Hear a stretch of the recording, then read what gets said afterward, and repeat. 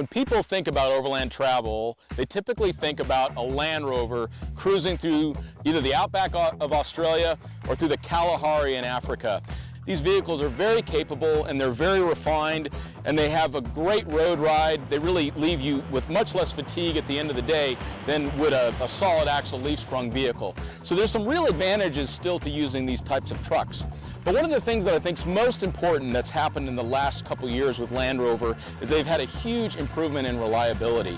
So tell me a little bit about some of the accessories that you've put on here. We've got a bunch of cool stuff. Let's talk about what you've added to the truck. Kangaroo strikes are a real issue in the outback. So the very first thing that I would put on this vehicle, and I've certainly done this with all my vehicles, is fit the bull bar. I actually know of a discovery that actually hit a kangaroo out here in the outback, and basically the vehicle was immobilised. It had to be trucked back to Adelaide and was off the road for a couple of months.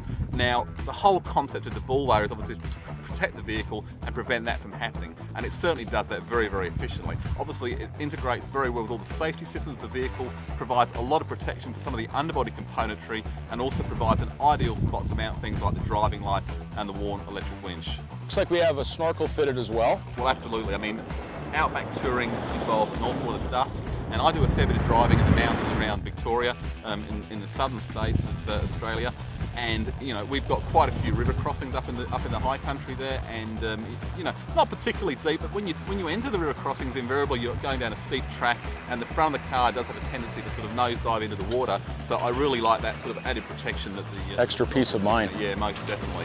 What motivated me to do the rear bumper was I wanted to get the tyre out from underneath the vehicle so I could fit a long-range fuel tank. I mean, I'm carrying about 105 litres of extra fuel in the back of this vehicle, which really gives this Discovery an absolutely fabulous range. So with the rear bumper, I'm able to get the tyre out from underneath the vehicle, make use of the space for the long range tank, and of course the rear bumper's got a range of other attributes as well. I mean, a lot of protection there. It's got high lift jacking points. I mean, one of the things I like about this car is that I can use a high lift jack off the bull bar, off the rear bar. So again, it's a lot of versatility there. Yeah, and I found, having driven this vehicle now for a couple days, that small displacement V6 turbo diesel is just a beautiful motor. I mean, we were getting nearly 10 liters per 100K out of it, so excellent efficiency, and then it really felt great on the road. It really felt matched to this vehicle. It was like the perfect combination, not only getting some efficiency, but really good performance out of it overall. So clearly, this vehicle is not a Land Rover Defender, but I'm really impressed with what they've been able to achieve with these new platforms.